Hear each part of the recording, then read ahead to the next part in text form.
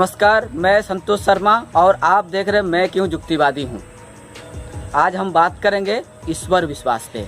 वाकई में ईश्वर अल्लाह गॉड नामक कोई चीज़ है या अल्लाह गॉड ईश्वर एक अफवाह है। हम युक्तिवादी नास्तिक होते हैं। हम युक्तिवादी खुद को नास्तिक कहते हैं। हम युक्तिवादी किसी विषय को विश्वास करने से पहले या उस पर अविश्वास करने से पहले युक्ति के कसौटी पे तोल कर देखते हैं।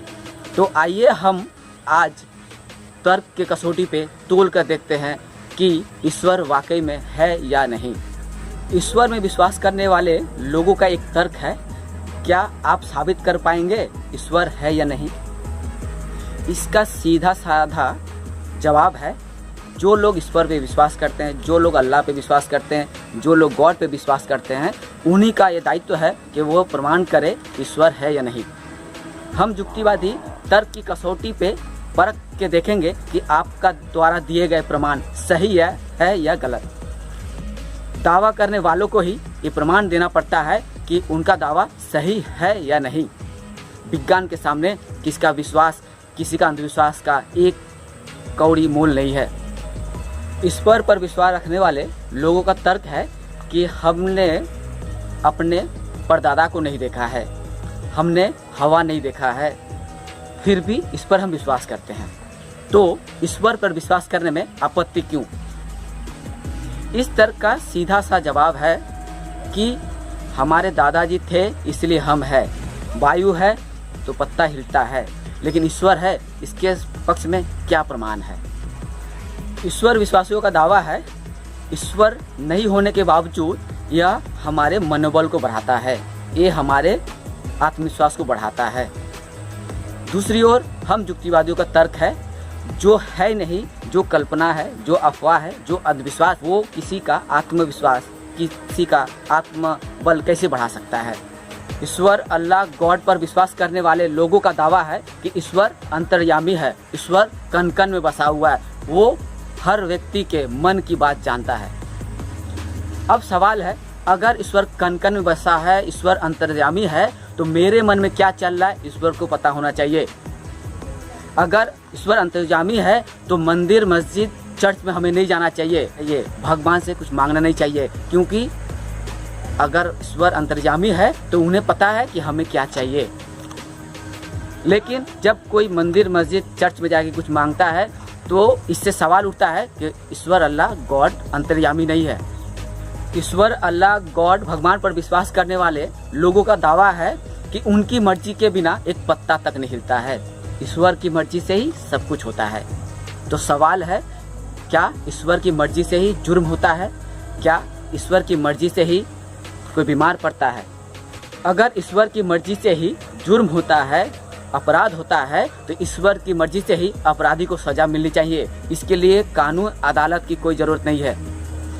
जो लोग ईश्वर पे विश्वास करते हैं उन्हें युक्तिवादियों का सीधी चुनौती है। जब आप बीमार पड़ते हैं तो दवा क्यों लेते हैं? जब आप बीमार पड़ते हैं तो डॉक्टर पास क्यों जाते हैं, अस्पताल क्यों जाते हैं? आपको जब विश्वास है कि ईश्वर की मर्जी से सब कुछ होता है, ईश्वर की मर्जी से आप बीमार पड़े हैं, तो आपको अस्पताल के बजाय, डॉक्टर के बजाय, दवा लेने के बजाय चर्च जाना चाहिए, मंदिर जाना चाहिए, मस्जिद जाना चाहिए। अगर ईश्वर की मर्जी से कोरोना महामारी हुआ है तो ईश्वर की मर्जी से ही ये महामारी खत्म हो जाना चाहिए था। लेकिन इस महामारी को रोकने के लिए सरकार को लॉकडाउन बुलाना पड़ा, सरकार को वैक्सीन लानी पड़ी। इस महामारी के दौरान स्कूल, कॉलेज से लेके मंदिर, मस्जिद, चर्च का दरवाज़ा बंद कर दिया गया। अगर ईश्वर में सही ताकत होता तो मंदिर, मस्जिद का दरवाज़ा खोल के बाहर आ जाते, लोगों को बचाने के लिए आ जाते। लेकिन ना कोई ईश्वर आया, ना कोई अल्लाह आया, ना कोई गॉड आया, ना अल्लाह गॉड ईश्वर के ठेकेदार बाबा जी, माता जी, तांत्रिक आगे आए। कोरोना महामारी ने यह साबित कर दिया कि ईश्वर अल्लाह गॉड एक अफवाह है। इस अफवाह से दूर रहिए।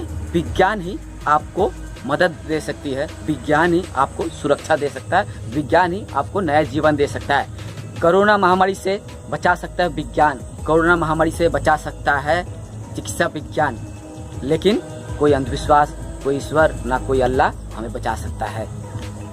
कुछ लोगों का दावा है कि उन्होंने ईश्वर का दर्शन किया है, कुछ लोगों का दावा है कि उन पे देवी देवता आते हैं।